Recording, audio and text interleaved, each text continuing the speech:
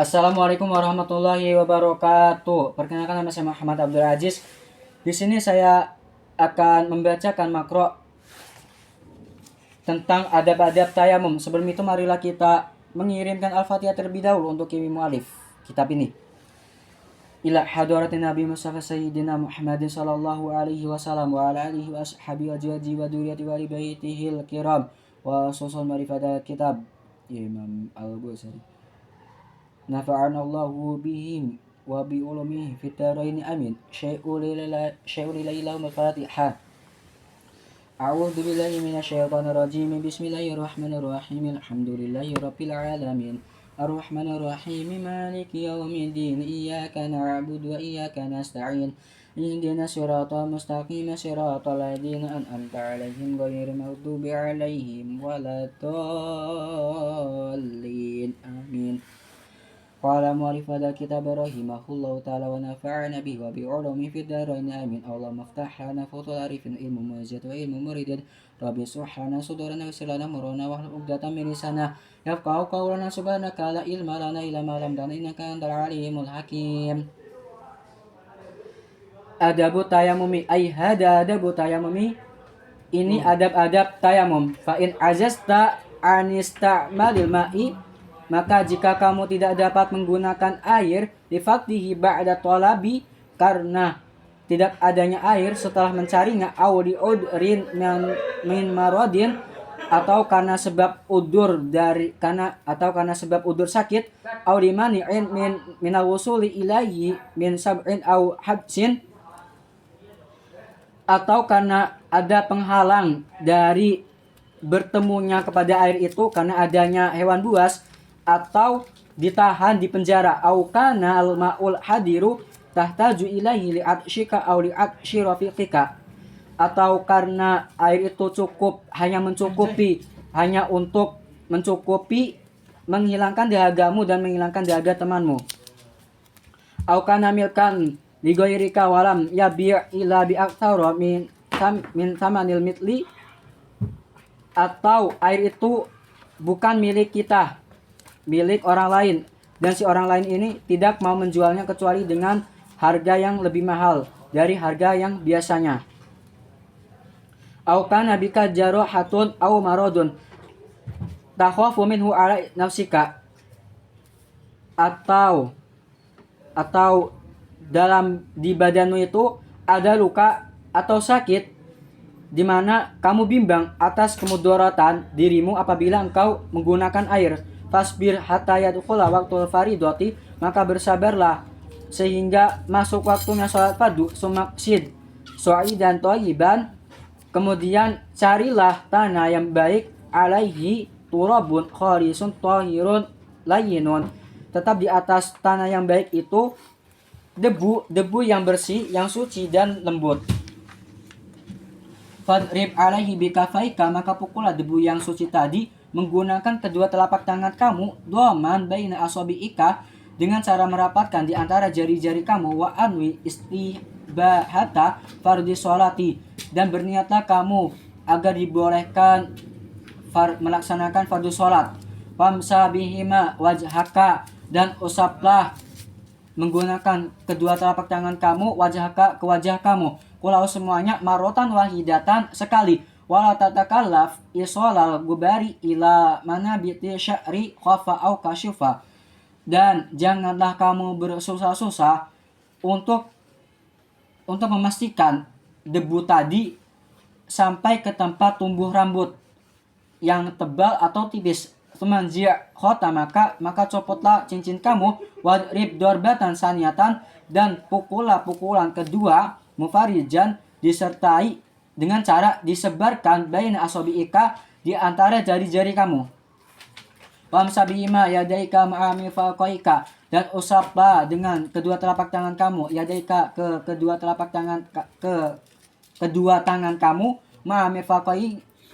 ma'amir faqaika, sampai kedua siku kamu. Fa illam yastau'ibhuma, maka jika tidak mencukupi keduanya, fadrib, maka pukullah dorbatan ukhra, pukulan yang lain, ila an tastau'ibhuma, sampai sempurna keduanya. Tuma imsah, kemudian usaplah ida kafaika, salah satu kedua telapak tangan kamu, bil ukhra, dengan telapak tangan satunya yang lain. Wamsama baina asobiika, dan usaplah sesuatu di antara jari-jari kamu, bitakhlili, dengan cara menyela-nyela. Wasoli, dan sholatlah kamu bihi, dengan tayamum tadi, fardon wahidan, satu sholat fardu, wa ma syi'ta min nawafili, dan pilihlah beberapa sunnah-sunnah yang kamu ingin kerjakan. Fa'in arota fardon sanian, dan jika kamu ingin fardon sanian, sholat fardu yang kedua, fastanif, maka perbaruilah lahu olehmu tayamum akhara, yang lain, atau tayamum yang baru. Dalam kitab Bidayatul Hidayah karangan Imam Al-Ghazali, di Adabul Tayamumi, di sini dijelaskan ada beberapa sebab diperbolehkannya kita untuk bertayamum. Pertama, tidak adanya air. Lafaz difaqdihi di sini ditambah atau disempurnakan atau dilengkapi dengan ba'da tolabi. Jadi maksud dari lifaqdihi ba'da tolabi di sini yaitu kita harus mencari terlebih dahulu air itu. Barusan jika tidak ada air, barulah kita boleh bertayamum. Jangan hanya kita melihat di kolam saja, kita melihat tidak ada air, lalu kita bertayamum. Tidak ada usaha untuk mencari kemana-mana, maka itu tidak boleh. Diharuskan untuk kita itu harus mencari, berusaha terlebih dahulu untuk mencari air. Jika tidak ada, barulah kita boleh untuk bertayamum. Kemudian sebab kedua itu karena sebab sakit. Maksud sebab sakit di sini ini bukan sebab sakit yang pada umumnya demam dan lain sebagainya. Tapi yang maksud sakit di sini ini sakit apabila terkena air. Seperti penyakitnya itu penyakit cacar. Ada penyakit cacar yang apabila terkena air itu bakal terasa sakitnya gitu. Maka diperbolehkanlah orang yang terkena cacar tadi itu untuk bertayamum. Kemudian syarat atau sebab yang ketiga itu adanya penghalang dari bertemunya kita itu kepada air, karena adanya hewan buas atau sedang ditahan di penjara. Semisalkan kita di dalam hutan, kita tahu di mana tempat letak air itu. Nah, kita ingin menuju tempat air itu, tapi ada hewan buas. Nah, maka diperbolehkan untuk kita untuk bertayamum. Apabila kita menerobos ke tempat air tersebut, bukan airnya yang habis, tapi kitanya yang habis. Karena bertemu dengan hewan buas. Kemudian, selain hewan buas juga, ketika kita, naudzubillah ya, di dalam penjara, diperbolehkanlah kita untuk bertayamum. Kemudian, sebab yang keempat, yaitu ada air, tapi air ini tidak mencukupi untuk kita berwudu. Hanya cukup untuk berminumnya kamu atau teman kamu. Kemudian dijelaskan dalam kitab Safinatun Najah karangan Syekh Syarif bin Sumair Al-Hadrami, di sini dijelaskan ada beberapa hewan yang dimuliakan, yang diperbolehkan kita untuk memberikan minum kepada hewan tersebut. Tapi di sini juga dijelaskan ada 6 hewan yang tidak dimuliakan dalam Islam. Maka apabila kita mempunyai air, maka kita tidak diwajibkan untuk memberi kepada hewan itu minum. Nah, ghair muhtarami sitatun.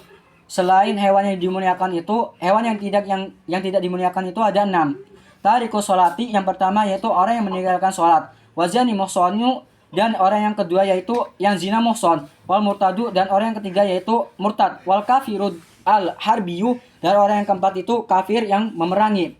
Kemudian wakalbu, dan yang kelima itu wakalbul akuru, yaitu anjing yang galak. Wal inziru, dan yang keenam itu yaitu babi. Maka untuk 6 hewan yang tidak dimuliakan ini tidak wajib bagi kita untuk memberikan minum. Maka gunakanlah air tersebut untuk berwudu. Kemudian sebab kelima yaitu apabila sebab kelima yaitu air itu bukan milik kita tapi milik orang lain. Nah, si orang lain ini nih tidak mau menjual air tersebut dengan harga yang murah, tapi menjualnya dengan harga yang lebih mahal. Maka diperbolehkan bagi kita untuk bertayamum. Kemudian sebab yang terakhir yaitu sebab yang keenam, yaitu di badan kita itu ada luka, ada sakit yang kita ini takut apabila air itu terkena badan kita membuat kemudaratan seperti tadi, sakitnya sakit cacar itu. Kan kalau air itu terkena kulit bakal terasa panas, maka diperbolehkanlah kita untuk bertayamum. Fasbir hatta yadkhula waqtul faridati, maka bersabarlah, tunggulah jika sudah ada salah satu atau semua sebab yang sudah dijelaskan dalam kitab ini, maka bersabarlah, tunggulah sehingga masuk waktu sholat fardu. Nah, ketika untuk bertayamum itu harus masuk waktu fardu sholatnya dulu. Jangan semisalkan gini, fardu sholat waktu sholat fardu itu waktu sholat duhur jam 12. Kemudian kita bertayamumnya di jam 11, maka tidak boleh. Haruslah kita bertayamumnya ketika masuk waktu sholat zuhur tadi jam 12 dan selebihnya. Maksud soai dan thayyiban, maka carilah tanah yang baik. Maksud tanah yang baik itu yang di dalamnya itu ada debu. Nah, debu bagaimana sih? Kriteria debu bagaimana yang harus kita gunakan untuk bertayamum? Yang pertama, khorisun, yaitu debu yang bersih. Maksudnya itu tidak tercampur apa-apa, belum tercampur apa-apa. Nah, maksudnya belum tercampur, misalkan kayak air, kan tidak mungkin kita menggunakan bertayamum itu menggunakan debu yang sudah tercampur dengan air. Nanti muka kita bakal kotor. Thahirun, yang kedua yaitu debunya debu yang suci. Janganlah kita menggunakan tayamum menggunakan debunya itu debu yang mutanajis, yang sudah tercampur dengan najis. Contohnya itu, mohon maaf, debu yang sudah tercampur dengan tai kucing. Layinun, kemudian kriteria debu yang ketiga yaitu lembut. Maksudnya itu yang tidak ada misalkan kayak kerikil gitu. Jadi harus yang lembut, halus. Maka jika sudah memenuhi semua sebab, sudah terpenuhi sebab, syarat semuanya, maka masuklah step by step dalam bertayamum. Pertama yaitu pukullah atau tepuklah debu yang tadi disebutkan tadi itu dengan kedua telapak tangan kamu. Dengan cara merapatkan kedua telapak tangan kamu, merapatkan kedua jari-jari yang ada, merapatkan jari-jari yang ada di telapak yang ada di kedua telapak tangan kamu. Nah, kemudian berniatlah kamu istibahati fadhi sholati, untuk diperbolehkannya sholat fardu, niat tayamum. Nah, kemudian jika sudah ditepuk kemudian sudah niat, maka barulah kita ada dua pendapat dalam idrib di sini. Ada yang mengatakan pukulnya itu di tempat si debunya ini, ada juga yang menepuknya itu setelah kita mengambil debu kemudian tepuk seperti ini. Nah, kemudian usaplah menggunakan kedua telapak tangan tadi yang sudah ditepuk di debu tadi, wajhaka, ke wajah kamu gitu. Nah, kulahu, semuanya, marwatan wahidatan, hanya sekali saja. Wala tatakalaf, dan janganlah kamu is'alal gubari ila manabitil sya'ri khafa au kasyafa, dan janganlah kamu bersusah-susah untuk memastikan debu tadi itu memastikan debu tadi itu sampai ke tempat tumbuh rambut yang tebal atau yang tipis. Jadi cukup sebisanya saja gitu. Nah, kemudian semanzir khotamaka. Nah, semisalkan teman-teman semua di sini mempunyai cincin, hendak berwudu, hendak bertayamum, maka copotlah dulu cincinnya gitu. Bisi kotor kan cincin mahal gitu. Wadrib dorbatan saniyatan, maka tepuklah tepukan yang kedua itu mufarijan baina asabiika, dengan cara disebarkan baina asabiika, di antara jari-jari kamu. Wamsah, kemudian bihima, dengan kedua telapak tangan kamu tadi, Nah, seperti cara pertama tadi, cuman ini dimasukkan di sela-sela di bagian jari-jarinya. Kemudian wamsa bima yadaika. Nah, habis itu usap ke kedua tangan. Ma'amir faqaika, sampai kedua siku kamu. Nah, jadi kita ambil debu, kemudian kita tepuk ya. Nah, kita sela jari, kemudian usap kedua tangan. Pertama telapak tangan kanan dulu sampai siku.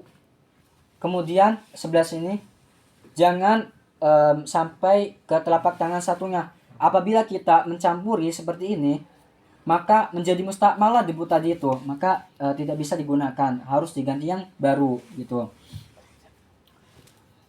Kemudian fa'ilam tastau'ib huma, maka jika keduanya tadi tidak mencukupi, fadrib, maka pukulah atau tepuklah dorbatan ukhra, pukulan yang lain, ila antasta'ib hima, ila antasta'ibahuma, sampai sempurna keduanya tadi itu. Suma imsah ida kafaika, kemudian usaplah salah satu kedua telapak tangan kamu dengan telapak tangan yang satunya gitu. Yang tadi sudah dijelaskan. Wamsama baina, dan usaplah sesuatu baina asobiika, di antara yang ada di antara jari-jari kamu, bitakhlili, dengan menyela-nyela gitu. Tadi sudah dipraktekkan untuk menyela-nyela jari. Wasoli, dan sholatlah. Jika sudah step by step tayamum tadi itu sudah diterapkan, barulah wasoli, sholatlah kamu bihi, dengan tayamum tadi itu tuh. Fardon wahidan, satu sholat fardu, wa masyita minan nawafili. Tayamum itu hanya bisa digunakan untuk satu sholat fardu dan beberapa ibadah-ibadah sunnah gitu. Jadi teman-teman nih, misalkan pengen satu sholat fardu, maka bolehnya itu tayamum itu hanya boleh satu kali gitu. Nah, jika pengen melakukan beberapa sholat sunnah, maka diperbolehkanlah kepada teman-teman semua untuk satu kali tayamum gitu. Fa'in arota fardon saniyan, maka jika hendak kamu sholat yang kedua, maka perbaruilah lahu olehmu tayamuman, tayamum akhoro yang baru gitu. Nah, yang sudah dijelaskan sebelumnya, tayamum itu hanya untuk satu sholat fardu dan beberapa sholat sunnah gitu. Kalau teman-teman semua hendak menggunakan tayamum yang jika teman-teman hendak melakukan sholat fardu yang kedua, maka hendaklah teman-teman semua ini untuk memperbarui tayamumnya gitu. Misalkan sudah masuk waktu sholat fardu zuhur, teman-teman mengambil tayamum. Nah, sudah melakukan sholat zuhur, kemudian tayamumnya masih nih belum batal, nggak bisa, nanti tayamumnya tuh nggak bisa dibuat buat sholat asar, tapi harus diganti yang baru gitu buat sholat asarnya ini gitu. Mungkin cukup sekian yang dapat saya sampaikan, kurang lebihnya mohon maaf. Wallahu a'lam bishawab. Wassalamualaikum warahmatullahi wabarakatuh.